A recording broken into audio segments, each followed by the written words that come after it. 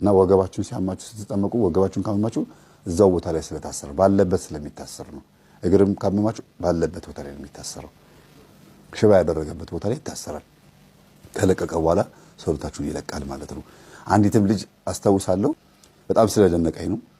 የአቡነ ኪሮስ በ8 ማለት ነው ገድላቸውን ካዘልኩኝ በኋላ በቤት መጥቼ እንግዲህ ቅዱስ አባታችን አቡነ ኪሮስ ልጅ ይሰጡኛል ገድላቸውን አዝዬ መጣሁኝ ብያልኩኝ ከሰራተኛ ጋር ያወራሁኝ አሉ።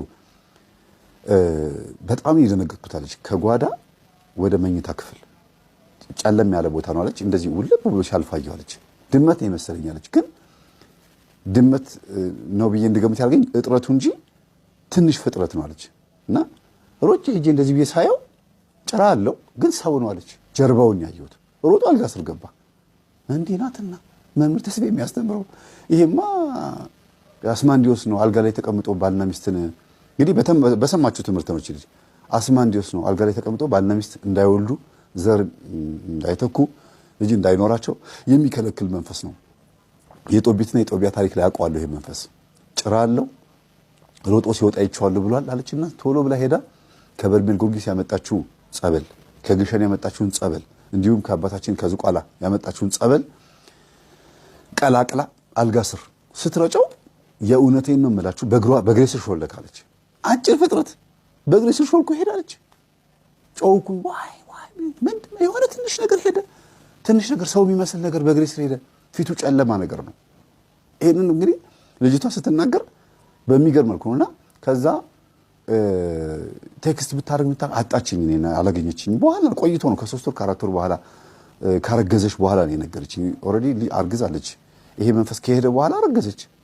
እምቢ ብሏት ስንት ዓመት ሙሉ ልጅ ከልክሏት የነበረች ልጅ እንደምትወልድ ዶክተሮች ይናገራሉ፣ ግን ልጅ እምቢ ብሏታል። እንደምትወልድ ግን ይናገራሉ። እና ወገቧ ላይ ተቀምጦ ዛር ሆኖ የነበረው መንፈስ ይሄ ነበረ።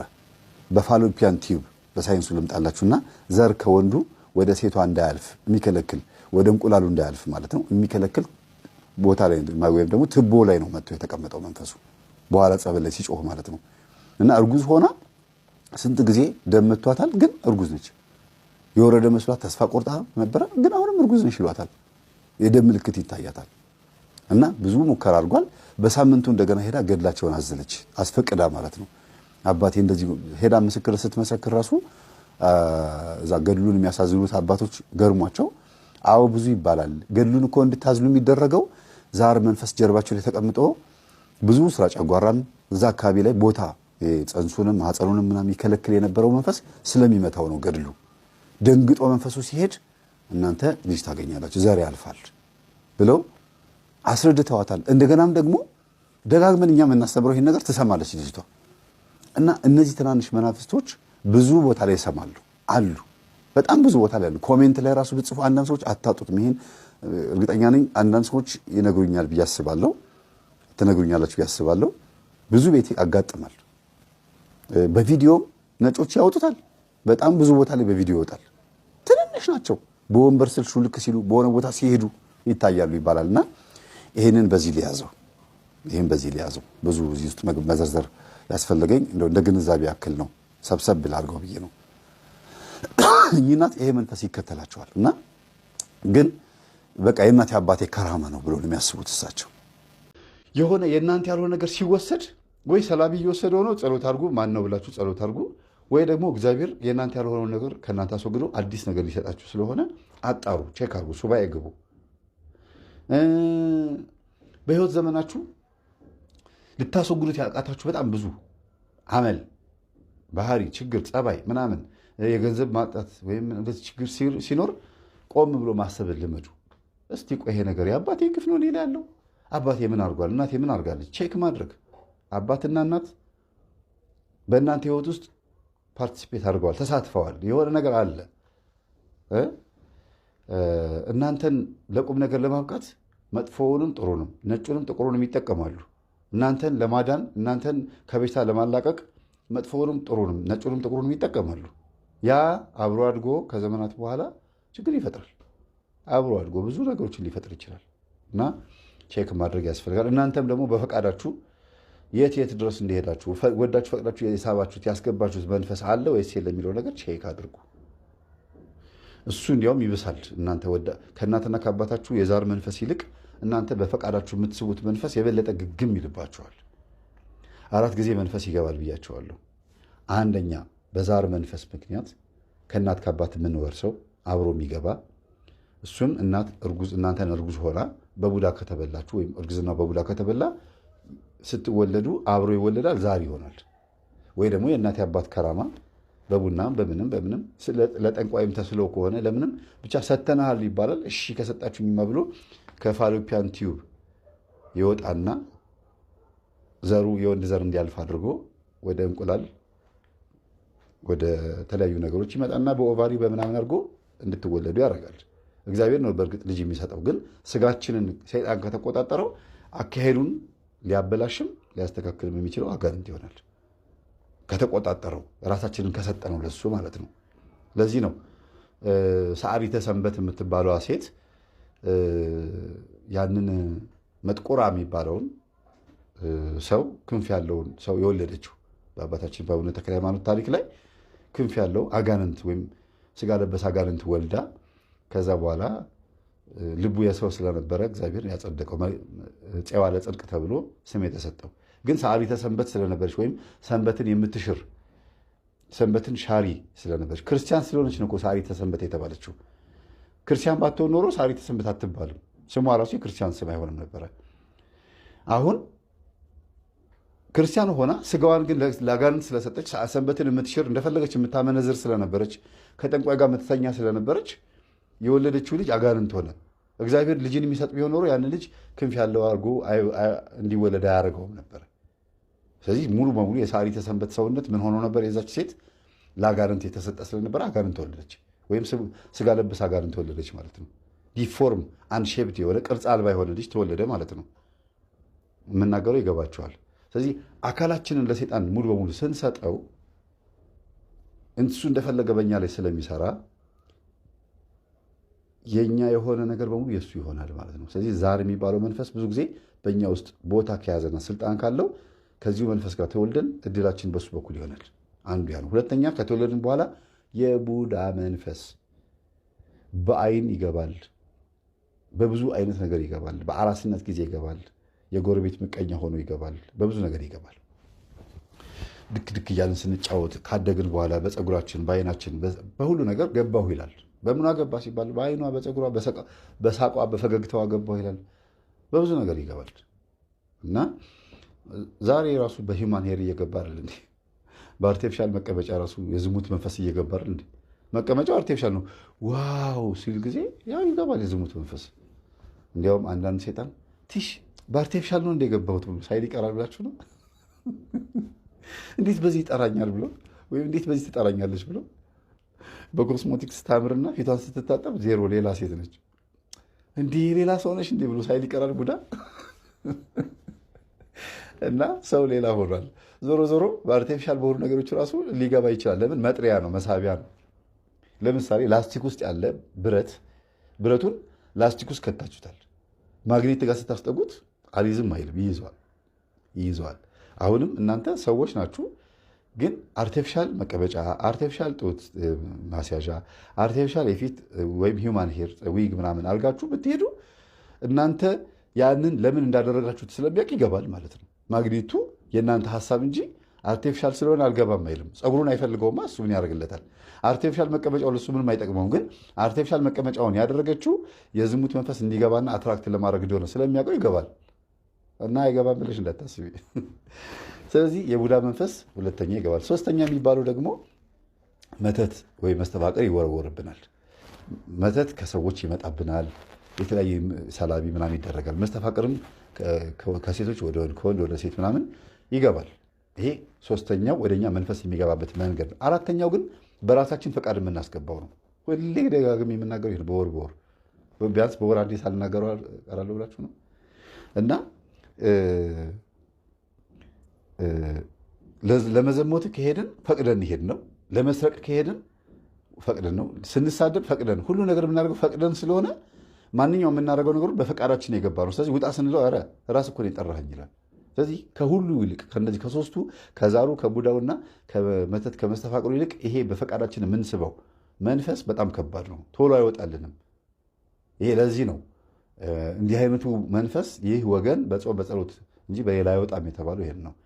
ዛሬም እንደዚህ ተብሏል። በእርግጥ ግን ዞሮ ዞሮ ፈቅደን ወደን የምናስገባው መንፈስ እኛም ፈቅደን ወደን ጸልየን ሰግደን በደንብ ቻሌንጅ አድርገን ተፋልመን የመጣው ይምጣ ብለን ዋጋ ከፍለን ያጣናውን አጥተን ያገኘውን አግኝተን ይህንን የአራተኛውን የገባውን መንፈስ ማስወጣት አለብን። እሱን ስናስወጣ ዛሩ ቡዳውም መተቱን ተከትለው ነው የሚወጡት። ለምን? ፈቃድ በር ይከፍታል፣ ፈቃድ በር ይዘጋል። የልብን ማለት ነው። በኮንስትራክሽን ስራ ላይ ሳልናገር ማላልፈው በኮንስትራክሽን ስራ ላይ በጣም ብዙ በድግምትና በመተት ገበያ የሚቀማሙ ሰዎች አሉ። አንድ ሴት ኮንትራክተር አስታውሳለሁ። ጎበዝ ናት፣ የሐዋሳ ልጅ ናት። ጎበዝ ናት፣ በጣም ትሰራለች። እና በቃ ህንፃው ይገነባል፣ ይሄዳል። የሆነ ሰዓት ላይ ሲደርስ ብር ያጥርና ዜሮ እንገባለን። አገኘን ብለን ደግሞ ስንል አንዱ ህንፃ 10 ዓመት ተቀመጣለች ሳንጨርሰው። ግን ኮንትራክተር ነች። ሌላ ቦታ ላይ እኮ ይሳካላታል። እዚህ ቦታ ላይ ቢያላት ምንድን ነው ይሄ ነገር? እናንተ ሰዎች ገንዘብ አላችሁ፣ ግን መምጣት ራሱ ደስ አይለኝም እዚህ ቦታ ላይ ብላ ነገረቻቸው ነው፣ ጠፋች። ከዛ ከሆነ ጊዜ በኋላ ትምህርቴን የሚያዳምጡ ባሬላ የሚይዙ የቀን ሰራተኞች ትምህርቴን የሚያዳምጡ ደወሉላትና ግቢው ድግምት ሳይኖርበት አይቀርም ወይ ድሮ ባዕድ አምልኮ የሚመለክበት ዛፍ የነበረበት ቅቤ የሚቀባ ዛፍ የነበረበት ከሆነ ላይፈቅድ ይችላል መንፈሱ። ወይም ደግሞ ጎረቤቶቻቸው ያን ፎቅ እንዳይሰሩ ድግምት አድርገውባቸው ምናምን ወርሮባቸው ከሆነ አንቺም የዛ ነገር ተጠቂ ሆነች ሊሆን ይችላል። ምክንያቱም ምን ስትይ ሰምቼሻለሁ፣ እዛ መምጣት ራሱ ያስጠላኛል ስትይ ሰምቼሻለሁ አለቻት። ኦኬ እስቲ ብላ ይሄን ነገር ትምህርቱን ልካላት ስታዳምጥ ምን ስትል በጸሎት እየተጋች ምን እያለች በጣም በሚገርማችሁ መልኩ በቆራጥነት ተነስታ ሄዳ ጸበል አስረጭታ የአቡነ ሀብተ ማርያምን ከ10 ዓመት በኋላ እኮ ነው የሚገርማችሁ። ኮንትራክተር ሆና 10 ዓመት ሰዎቹ ራሱ መታገሳቸው አይገርማችሁ? እነዛ ባለቤቶቹ እሷን አለማባረራቸው። ምክንያቱም ስኬታማ ስትሆን አይተዋታላ እና የሚታወቃቸው ነገር አለና ከዛ ጸበል አስረጨች። የአቡነ ሀብተ ማርያምን ካህናቶች አስጠርታ ማጠንታ ሳጠነችው። ህንፃውን በሙሉ እንዳለ አስክሌተኑ ነው። ፊኒሽንግ ስራ የብሎኬት ምናምን ግንባታው እንትን ብሏል፣ ግን ፊኒሽንግ ስራ ነው የሚቀረው። ለፊኒሽንግ ስራ ነው እንግዲህ 2 ዓመት የተቀመጠው። ከዛ ጸበል ካስረጨችው በኋላ ከውጭ ሀገር ደወሉ። እነዛ ብር የሚልኩት ዶላር የሚልኩት ሰዎች ልከው በጣም በጣም በጣም ተቸገርን እኮ በቃ ተሰቃየን ምናምን። ምን ሆናችሁ ነው? ደነገጠች ልጅቷ ራሱ። ተሰቃየን በቃ እኛ አንፈልግም፣ እኛ እኮ እንደዚህ ጸበል እየተረጨ እንደሆነ ያውቃሉ እዛ ውጭ ያሉት። ጸበል እየተረጨ በዚህ ሰዓት ጸበል እያስረጨሁ ነው ብላ ካህናት ይዤ እየሄድኩ ነው ብላ ነግራቸዋለች። ጸበል እየተረጨ እዛ ተቃጠልን ይላሉ። ማን ናቸው ሲባሉ እገሊት ነኝ፣ እገሊት የጎረቤት ስም እየጠራ በጣም እኮ የሚገርም ነው አንዳንድ ጊዜ። ከዛ ጎረቤት ሄዳ እንኳ ለምንድን ነው ግን መታት የምታረጉት? ልጅ የዋለች ምን ልሆን ብላችሁ ነው? ምንድን ነው የምታወሪው አሏት። ስነ ስርዓት አድርጉ። ይኸው ካህናትን አምጥቼ ጸበል ሳስረጭ ምን ስል አሜሪካ ያለችው ልጅ እየጮች ነው፣ ስማችሁን ጠርታ እየጮች ነው፣ ጉዳችሁ ነው፣ በቪዲዮ ይወጣላችኋል አለቻቸው። በሩን ጥቅም አድርገው ዘግተው በስልክ ተጠራርተው ነው መሰለኝ ተሰበሰቡ ጎረቤታሞች የተባሉት። ከዛም እንደተፈጠረ ልጅቷ ደውላ እንዲህ ተፈጥሯል አለች። እንዲህ ሆኗል እና አሁን ህንፃው አልቆ ተከራይተውበታል፣ እንዲህ አይነት ነገር ገጥሞኛል ብላ የደወለችልኝ ኮንትራክተር አለች። አንዳንድ ጊዜ በስራችሁ ላይ ሆናችሁ ምን እንደሚገጥማችሁ ቼክ ማድረግ ነው። ኢንጂነር ስለሆንሽ ኮንትራክተር ስለሆንሽ ሰይጣንን ታባሪያለሽ ማለት አይደለም። ዶክተር ስለሆንክ መርፌ መውጋት ስለቻልክ ሰይጣንን ትወጓዋለህ ማለት አይደለም። የማታውቀው ሌላ ፓርት አለ። እሱን ፓርት ደግሞ የምታሸንፈው ይህን ትምህርት በማዳመጥ ነው። በሽታዎች በሙሉ አጋንንት ባይሆኑም 90% ግን 99% ግን አብዛኛው ግን ለበሽታ መንስኤ የሚሆኑ አጋንንቶች ናቸው። ለምሳሌ አጋንንት አይንን ባይሰጥም ግን አይንን ማጥፋት ይችላል። አደጋ ደርሶብን መኪና አደጋ ደርሶብን እግር እንዲቆረጥ ማድረግ ይችላል። ከዛ ጨጓራችንን የሚጎዳ ሎሚ፣ ቆምጣጣ ነገር ምናምን እንድንበላ አድርጎ አይምሯችን እሱን ነገር እንድንወደው አድርጎ የጨጓራ በሽተኛ እንድንሆን ያደርጋል። ገብቷችኋል አይደለም? ስለዚህ ጨጓራ ላይ ተቀምጦ በሽታ መሆን ይችላል። ጨጓራ በሽተኛ እንድንሆንም አስተሳሰባችን መቀየር ይችላል። እኔ ለምሳሌ ሎሚ ውስጥ ከረሜላ አድርጌ ሃይስኩል እያለሁ ምስራቅ አጠቃላይ ነበር መማረው ሀይለ ማዞሪያ። በቃ ላይብረሪ ቁጭ ብዬ ትምህርት ቤትም ሲሄድ ምስል ሎሚ ውስጥ ከረሜላ አድርጌ አስቡት። ከረሜላው ጣፋጭ ነው፣ ሎሚ ጎምዛዛ ነው። 2 አይነት ነገር እመጥ ነበረ በአንድ ጊዜ። ይጣፍጣል፣ ደስ ይላል ለጊዜው፣ ግን ጨጓራ በሽተኛ አረገኝ፣ ላጥ አረገኝ። የሆነ ምግብ ስበላ በሶ ስጠጣ እንኳን ያመኝ ነበር። አስቡት። በሶ እንግዲህ ለጨጓራም ፍቱን ነው። ተቃራኒ ደግሞ ለጨጓራ ጸር ነው የተባለው ምስር ወጥ እንደዚህ ስበላ ደግሞ ያመኝ ነበር። ማነው ይጣፍጠኝ ነበር። ጨጓራን ያሳምማል የሚባለው ምግብ ማለት ነው። ብቻ ዞሮ ዞሮ ምንድነው ምክንያት ይሆናል ያን ነገር እንድናደርገው። ለምሳሌ መጠጥ እንድንጠጣ ያደርገናል፣ ጉበታችን ደግሞ እንዲፈነዳ ያደርጋል። መጠጥ የመጠጣት ስሜቱና ሱሱን ሀሳቡን በዚህ ውስጥ ያመጣል፣ እዚህ ውስጥ ስላለ። ስጋችንን ግን በመጠጡ ምክንያት ደግሞ ይጎደዋል ማለት ነው። እንደዛ ነው የበሽታዎች ምክንያት ነው የሚባለው በዚህ ነው። ስለዚህ ብትችሉ የትኛውም አይነት ሙያ ውስጥ ያላችሁ ሰዎች ከመስሪያ ቤት የሚያባረራችሁ ማን እንደሆነ ቼክ ማድረግ አለባችሁ። ወይ ሰው ነው ወይ እናንተ ውስጥ ያለው ደግሞ እንዲያልፍላችሁ የማይፈልግ ዛር ነው። ከሁለቱ አያልፍም።